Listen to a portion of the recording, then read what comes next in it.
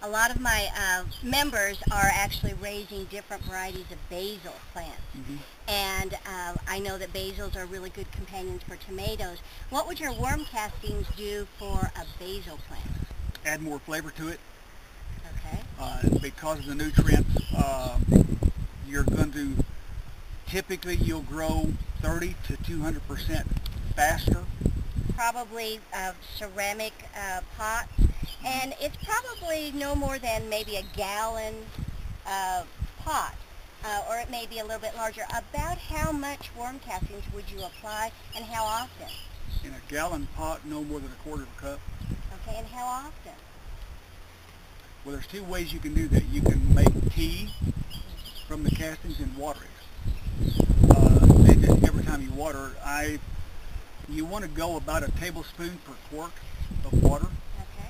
If you have a bunch of it, take a cup, soak it in 5 gallons of water for a night or two, and water with that water. You can continue to do that until the water stops staining. Okay. So most of your nutrients are depleted. Then take the worm castings, put them in your lawn, your garden, or a plant somewhere outside, and start all over. Okay, so you just take your, what was your mixture again for 5 gallons of water? A cup. A cup of worm castings, 5 gallons of water, put it in a bucket or something and leave. A night or two. No, a night or two, okay. Overnight, 2 nights at the most, it'll leach out. You'll see the water stain. And then the water's stained, and then you just water your plants with that normally, whenever you're going to water. And then once it starts to just lighten up and not stain anymore, then just empty those worm castings out and start all over again. Yeah. In a potted, long-term potted plant, the trouble with putting castings into a long-term potting plant is eventually your pot's going to fill up. And then you'll just if the life of the plant is 6 months,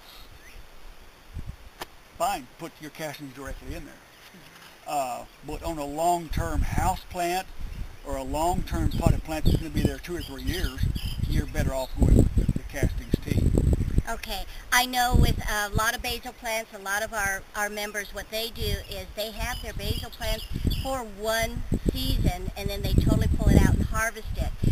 I've got over 100 different varieties of basil in my greenhouse that I'm extending their lives. So what I do basically is I clip off the flowering, and I don't let them dry out and harvest, and I continue to grow them because I use them a lot in cooking.